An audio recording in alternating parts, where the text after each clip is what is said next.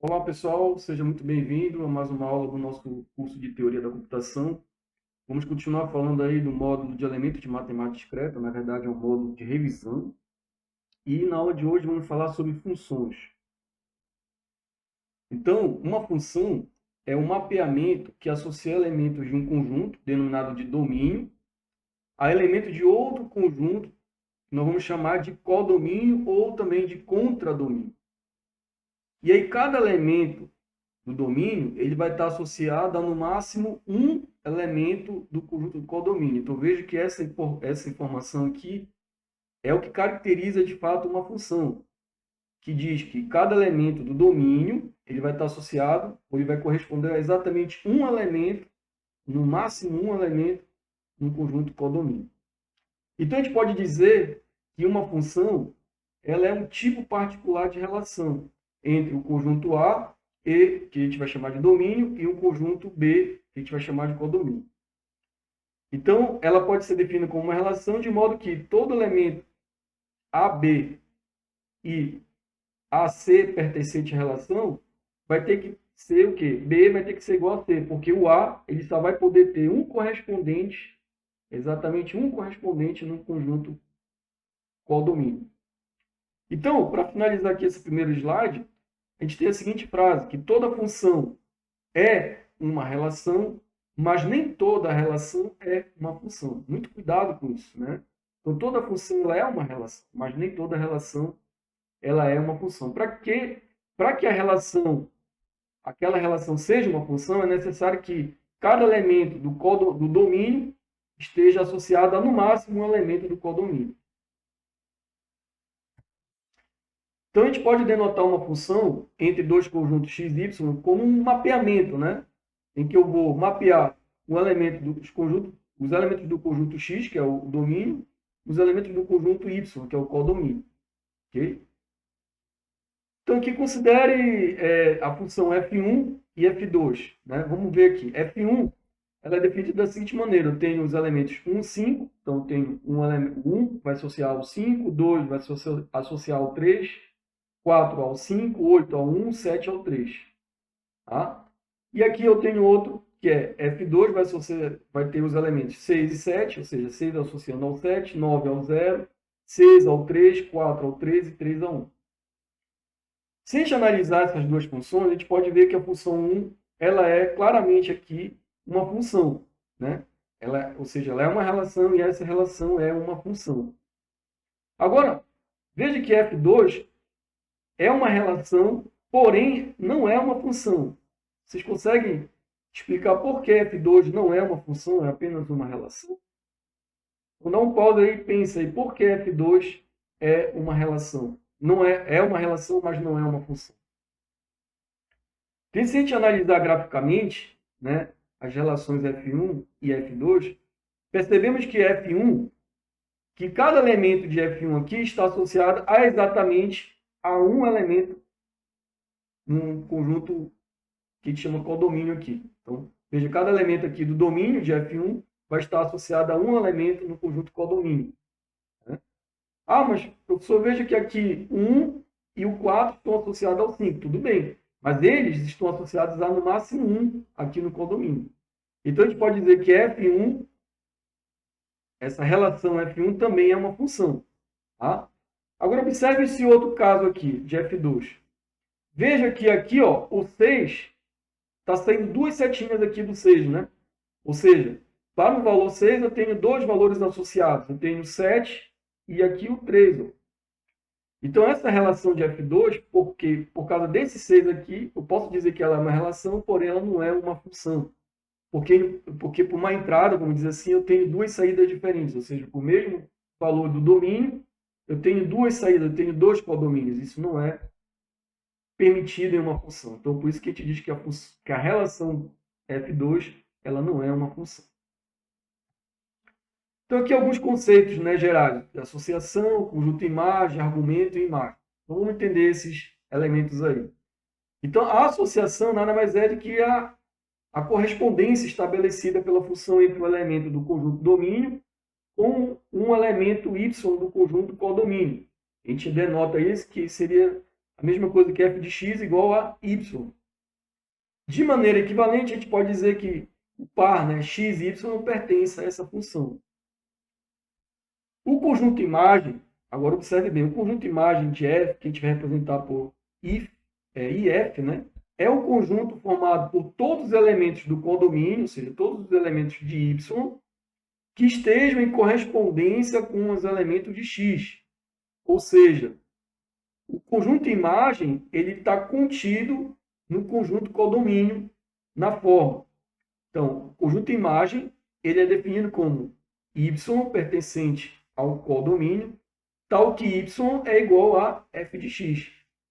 Sendo que o elemento x, aqui de f de x, ele é denominado de argumento da função. E y é denominado de imagem de x, após a aplicação da função. Okay? Então, não confunda o codomínio, né, o conjunto codomínio, com o conjunto imagem. O conjunto imagem ele está contido no conjunto domínio, mas ele pode ser que não seja exatamente iguais. Tá? Então, vamos ver aqui um outro conceito que é de múltiplos argumentos. Então, funções com múltiplos argumentos são definidas como um mapeamento em que o conjunto domínio corresponde ao produto cartesiano de múltiplos conjuntos. Então, eu tenho lá, a função vai ser, na verdade, um produto cartesiano x1 com x2, e assim por diante. E esse conjunto vai ser, então, esse produto cartesiano de múltiplos conjuntos. Vou mapear ele com o conjunto codomínio, né? Que seria y. Então, funções com 1, 2 ou 3 argumentos são respectivamente chamadas de unária. Então, se eu tenho um argumento, tenho uma função unária, 2 argumentos binária, 3 argumentos ternários e assim por diante. Então, aqui alguns exemplos, né, para a gente entender. Vamos supor que eu tenho uma função aqui, e essa função ela faz um mapeamento de um número natural e um outro número natural. E ela é definida da seguinte forma. Esse valor, né, y, ele pertence ao número natural, tal que y é definido como sendo igual a x elevado ao cubo, e x também pertence aos números naturais. Então, a gente pode representar esse conjunto como sendo, se o valor de x for igual a 1, o correspondente dele vai ser o quê? 1. Se o valor de x for igual a 2, o correspondente dele vai ser 8, porque 2 elevado à terceira vai dar 8. 3, aí x3, então y vai ser quanto? 3 elevado a 3, que vai dar 27, e assim sucessivamente. Então, eu posso representar isso também da seguinte maneira. O f1 de 2 vai ser 8, quer dizer, se eu pegar o x, o 2 como argumento e jogar na função aqui, né, 2 elevado a 3, vai dar 8. Ou ainda eu posso representar também 2, 8, que pertence a f1. Geralmente, a gente utiliza mais essa notação aqui, né, f de x igual a y. Né? Agora, vamos olhar outra função. A função f2 aqui, que ela faz um mapeamento, conjunto dos números inteiros, né? Pega o produto cartesiano de 2 números inteiros e mapeia em um número inteiro aqui. Né? Então, f de 2 vai ser z, tal que esse número pertence ao conjunto dos números inteiros, sendo que z é igual a x mais y, e x, y pertence a z, ou seja, o conjunto dos números inteiros. Então, a gente pode denotar essa função da seguinte maneira. F de 2 vai ser, se eu passar x e y, então 1 e 2, mesmo que eles pertencem aos números inteiros, então eu vou somar esses dois números. 1 mais 2 vai dar 3. Menos 3 mais 7 vai dar 4. 0 mais 5, 5 e assim por diante. Então, eu posso representar também essa função como sendo a função f de 2 de menos 3 e 7. Então, f de 2 menos 3 e 7, isso aqui vai dar quanto? Vai dar 4. Eu vou jogar aqui nessa função aqui. Okay? E assim, ou então ainda posso representar esse par aqui, menos 3 e 7, né? E aí eu vou mapear ele para 4, que é a soma deles dois aqui. Okay? Bom, função total e função parcial. Então, a gente diz que uma função ela é uma função total, representada por este símbolo aqui, que é essa setinha, né? Quando ela especifica associações para todos os elementos do domínio, sem exceções. Então, todo elemento do meu domínio vai ter um correspondente, e exatamente um correspondente no contradomínio. Tá? Então, uma definição mais formal, eu posso dizer o seguinte: para todo x pertencente ao domínio, vai existir um elemento y pertencente ao condomínio, tal que y é igual a f de x. Tá? Vamos ver aqui um exemplo. Eu tenho aqui o conjunto 0, 1, 2, que é o conjunto x, que é o conjunto domínio, e o conjunto y, que é o conjunto codomínio ABC. Tá? E aqui nós temos, então, uma função. Veja que essa função f1 ela vai ser total, porque olha, todos os elementos de A, no caso de x aqui, perdão, vão estar associados a, no máximo, um elemento aqui no codomínio, que é y. Então, 0A, 0A, 1B e 2A. Ah, professor, mas olha aqui, olha, o 0 está associado a A e o 2 também está associado a A. Veja que a definição da função total não se refere ao codomínio, ela se refere ao domínio. E ela diz que todo elemento do domínio tem que ter um correspondente no codomínio. Tá? Então veja que todos os elementos do codomínio aqui, que é todos os elementos de x, estão associados a um elemento lá do codomínio. Mesmo que esteja valores repetidos, né? Mas eles estão associados a no máximo 1. Okay? Então a gente pode dizer que essa função f de 1 ela é total. E, olha agora, interessante, o conjunto de imagem dela é A e B. Ah, mas olha, aqui é o codomínio, né? O conjunto codomínio, o contradomínio é ABC. Pois é, por isso que eu falei anteriormente que nem sempre o conjunto de imagem é igual ao conjunto do contradomínio. Justamente porque sobrou elementos aqui no meu contradomínio. Só quem faltou aqui no meu contradomínio para complementar o conjunto de imagem? Faltou quem? O C. Ok? Agora, quando a função ela não é definida para todos os elementos de seu domínio, ela recebe a denominação de função parcial. A gente vai representar por esse... É a setinha cortada, né? Então, existe um x, tá? Pertencente ao conjunto domínio, tal que f de x, ou seja, tal que a função ela não é definida. Então, vamos ver aqui de novo. Vou pegar novamente aqui os dois conjuntos x e y. E eu defini a função f de 2 aqui. 0b e 2b. Veja que, nesse caso, é uma função, né, porque eu tenho um elemento do codomínio associado a exato, um elemento do codomínio, né, do contradomínio. Ah, mas de novo aqui, ó, 0b, 2b, não tem problema. Só que aqui nós observamos que está faltando um elemento do meu domínio para associar. Quem é quem? O 1. Então, por isso, a função f de 2 ela não é total, ou seja, ela é parcial.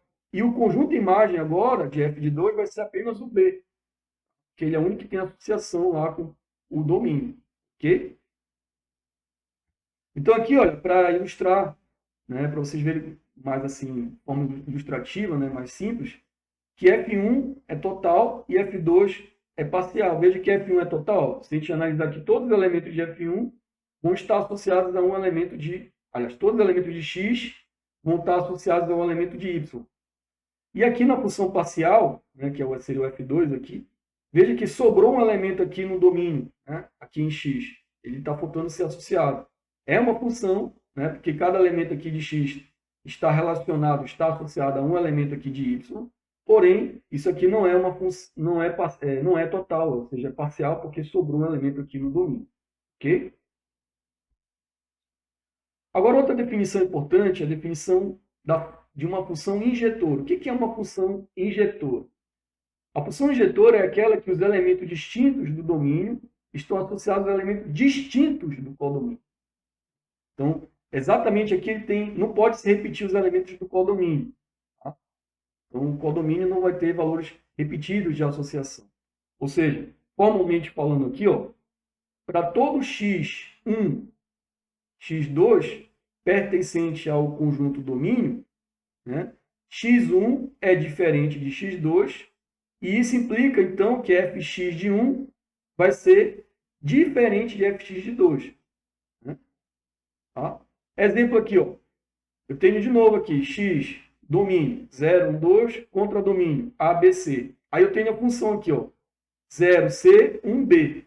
Então, se a gente analisar essa função, f3 aqui, ela é injetora, porque cada elemento distinto do domínio está associado a elemento distinto no contradomínio. Então, o 0 está associado ao C.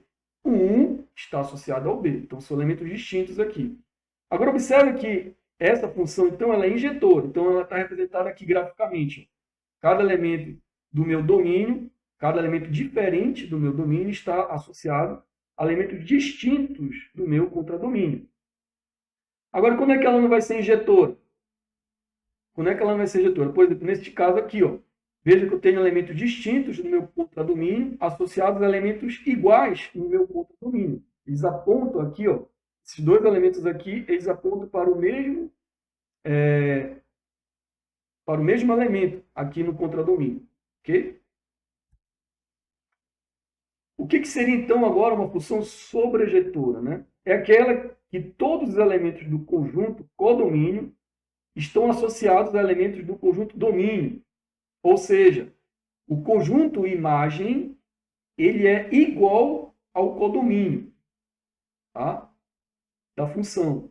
Então, veja que agora todos os elementos do meu contradomínio vão estar associados a pelo menos no máximo um elemento, né? Pelo menos um elemento do meu contradomínio. Então, veja aqui a definição formal. Para todo y pertencente ao contradomínio, vai existir um elemento no meu conjunto domínio, tal que y é igual a f de x. Vamos ver aqui um exemplo. X é igual a 0, 1, 2 e y é igual a ABC, né? Fazendo o mesmo exemplo anterior.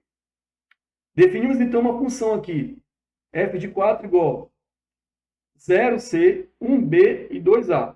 Vejam que aqui, ó, cada elemento está associado a exatamente um elemento. Cada elemento do domínio está associado a um elemento do contradomínio. 0c, 1b, né? E 2a. E vejam também que não sobrou ninguém aqui, né, no conjunto do codomínio. Né? Veja que o conjunto imagem, né, dessa função F4 é exatamente igual ao conjunto codomínio, ou seja, o conjunto imagem é igual, está contido, na verdade é igual, né, ao conjunto do contradomínio. O conjunto imagem é igual ao conjunto contradomínio. Tá? Então, e veja também que todo elemento do domínio está associado a um elemento do codomínio, ou seja, também não sobra ninguém aqui em X, né, que é o domínio. Então, a gente pode dizer que essa função ela é sobrejetora, pois ela é total e injetora. Tá? Veja, então, aqui, ó. Ela é total e injetora. Né? Ok? No caso aqui, ela é total injetora. E, então, aqui nós temos, para ilustrar aqui, olha, veja uma função que não é sobrejetora. Essa primeira aqui, ela não é sobrejetora. Por que ela não é sobrejetora? Porque sobrou um elemento aqui em y, né? Aqui no codomínio. Agora, analise essa outra aqui. Ó. Essa outra aqui é uma função também não sobrejetora. Por quê? Ah, mas aqui ó, não é sobrejetora. Por quê? Porque sobrou também aqui um elemento aqui em y. Deixa eu analisar a diferença de uma para outra. Aqui, ó, ela é total, né? Veja que ela é total, porque todos os elementos de x aqui, todos os elementos do domínio, estão relacionados a um elemento aqui no contradomínio, né? No máximo um elemento aqui no contradomínio. E aqui ela é parcial, porém ela não é também sobrejetora. Por quê? Porque sobrou elementos aqui no codomínio. Lembrando que a sobrejetora ela está associada ela está se referindo sempre ao conjunto do codomínio. Tá? Agora, olha esse último exemplo aqui. Ó. Veja que ela é uma função sobrejetora. Né? Por quê? Porque aqui não sobrou nenhum elemento do codomínio. Ah, professor, mas é aqui, ó, ela é parcial, né? Mas tudo bem, ela é parcial, mas a parcialidade ou a totalidade da função ela vai estar relacionada ao conjunto domínio. Se ela é sobrejetora ou não, está relacionada ao codomínio, ok? Agora, quando eu tenho uma função que seja simultaneamente total, injetora e sobrejetora, a gente diz que essa função ela é bijetora. Né? Ou seja, todos os elementos daqui do domínio têm exatamente todos os elementos daqui do domínio têm exatamente um correspondente distinto aqui no conjunto do codomínio. E veja que não sobra nenhum aqui no domínio e nenhum aqui no codomínio. Então, elas são totais, injetora e sobrejetora ao mesmo tempo. Né? Injetora porque eu estou associando cada elemento a exatamente um elemento aqui no meu domínio, do meu contradomínio. Ela é total porque não sobra ninguém aqui no meu domínio. E ela é sobrejetora, porque aqui no meu codomínio, né, também não sobra ninguém. Então, nesse caso aqui, devido a ela ser total, injetora e sobrejetora, ela tem a denominação de bijetora. Se a gente analisar, vou voltar aqui no slide, mas se a gente observar aqui, ó, esse conjunto F, essa função f de 4 aqui, observe que ela é sobrejetora, ela é total e injetora. Ou seja, ela é uma função bijetora. Ok? Aqui alguns outros exemplos da aplicação dessa questão se é injetora, bijetora, sobre a adição, divisão e raiz quadrada em relação aos conjuntos, né? Então vamos ver aqui, por exemplo, a operação de soma, né? A adição, no caso aqui, a função adição, considerando os conjuntos dos números naturais, veja que ela não é injetora. Por quê? Porque eu posso ter dois elementos do meu domínio associados ao mesmo elemento do meu contradomínio. Por exemplo, a soma de 3 mais 4 dá 7. Mas eu posso também, por exemplo, somar 5 e 2, que também vai dar 7. Né? Então, eu tenho dois elementos aqui, ó, que o meu domínio correspondendo ao mesmo domínio diferente, né? Valores de domínio distintos, mas correspondendo ao mesmo valor no meu contradomínio. Tá? Então, ela não é injetora. Porém, ela é sobrejetora. Por quê? Porque todo número natural pode ser expresso como a soma de dois números naturais. Então, se eu pegar o contradomínio, né? Então, todos os elementos do meu contradomínio eu posso ter correspondente no meu domínio. Tá? Porque todo número natural é a soma de outros dois números. Né? E ela é total. Né? Ela é total, pois cada par de números sempre corresponde a um outro número. Então, sempre que eu pegar um par de números e somar, eu vou ter um número. Né? Então, o meu conjunto domínio vai estar associado também ao meu contradomínio. Agora aqui, bora observar a operação da divisão, né? Da divisão aqui em relação aos números reais. Tá? Veja que ela não é injetora. Porque se eu pegar, por exemplo, aqui 10 e dividir por 2,5, eu tenho 4. Mas se eu dividir também 20, né, por 5, eu também tenho 4. Né? Então, veja que valores distintos aqui no meu domínio, eu tenho correspondentes iguais no meu conjunto contradomínio. Ela é sobrejetora, pois todos os números reais, né, podem ser expressos como divisão de dois números reais. Qualquer número real eu posso representar ele como uma divisão de dois números reais. Tá? Então, por isso que ela é sobrejetora, porque todo mundo aqui em Y, né, vai ter um correspondente aqui em X, né, inverso. Todo mundo aqui de Y, todo mundo contra domínio, vai ter um correspondente em X, no domínio. E ela não é total, porque é a divisão por zero, né? Porque a divisão por zero não é definida. Então, tem um elemento aqui no meu domínio que eu não tenho a divisão para ele. Né? Então, se eu pegar qualquer número e dividir por zero, essa divisão ela não é definida. Ok? Bom, e aí eu tenho a outra operação que é a raiz quadrada aqui como exemplo. Né? A raiz quadrada de dois números inteiros. Né? Pegar a raiz quadrada de um número inteiro, eu vou obter um número inteiro. Primeiro que ela é injetora. Né? Por que ela é injetora? Porque se eu tenho a raiz quadrada de um número, aquela raiz quadrada daquele número ela vai ser única no meu contradomínio. Né? Pois não é possível que dois números inteiros tenham a mesma raiz quadrada. E ela não é sobrejetora. Tá? Por quê? Porque nem todo número inteiro corresponde à raiz quadrada de algum número inteiro. Se eu pegar, por exemplo, a raiz quadrada de menos 3, ou seja, de um número negativo, eu não tenho essa raiz quadrada. Né? E aí, obviamente, por esse motivo, né, também ela não é total. Né? Porque eu não tenho a definição, por exemplo, do raiz quadrada de menos 2. Né? Okay? Então, se eu pegar, por exemplo, menos 2, a raiz quadrada de menos 2 eu não tenho correspondente. Então, ela não vai ser total. Né? E o inverso, que é a sobrejetora, vai sobrar elementos aqui no y, por quê? Pois nem todo número inteiro corresponde à raiz quadrada. Então, por exemplo, qual é a raiz quadrada de menos 3? Qual é o correspondente aqui em x? Então, não tem esse valor. Ok, pessoal? Bom, então essa foi a aula aqui de funções. Certo? Espero que vocês tenham gostado da aula. Um forte abraço a todos e até a nossa próxima aula.